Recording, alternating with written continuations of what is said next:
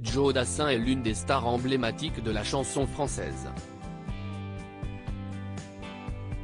Aujourd'hui, si est le triste anniversaire de sa mort, survenu le 20 août 1980 alors qu'il n'avait que 41 ans.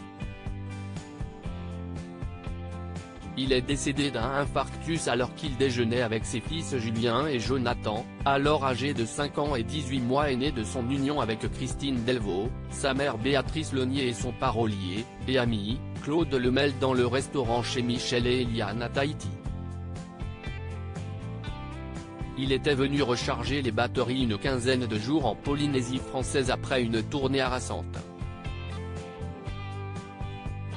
L'interprète des tubes Les Champs-Élysées, Et si tu n'existais pas et Dans les yeux d'Émilie a succombé soudainement sous les yeux paniqués de ses proches et de ses enfants, totalement impuissant.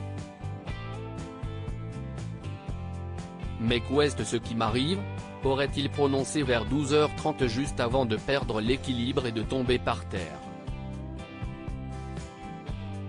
Un massage cardiaque réalisé par un médecin présent sur place n'aura pas suffi à réanimer le chanteur natif de New York.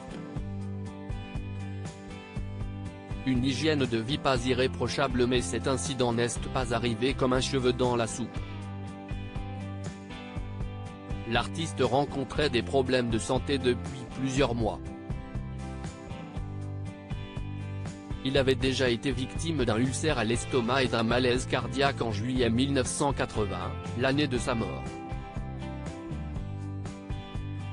Connu pour avoir eu une dépendance à la drogue, il avait d'ailleurs été arrêté avec de grandes quantités de cocaïne, il avait pourtant décidé d'adopter un mode de vie plus sain pour le bien de ses enfants.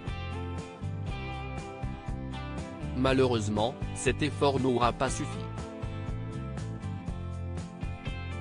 Après ce décès tragique, l'ex-époux de Maryse Massiera a été inhumé dans le carré juif du Hollywood Forever Cemetery à Los Angeles. Une plaque commémorative a également été installée en sa mémoire dans la ville de Papeete, là où il a rendu son dernier souffle.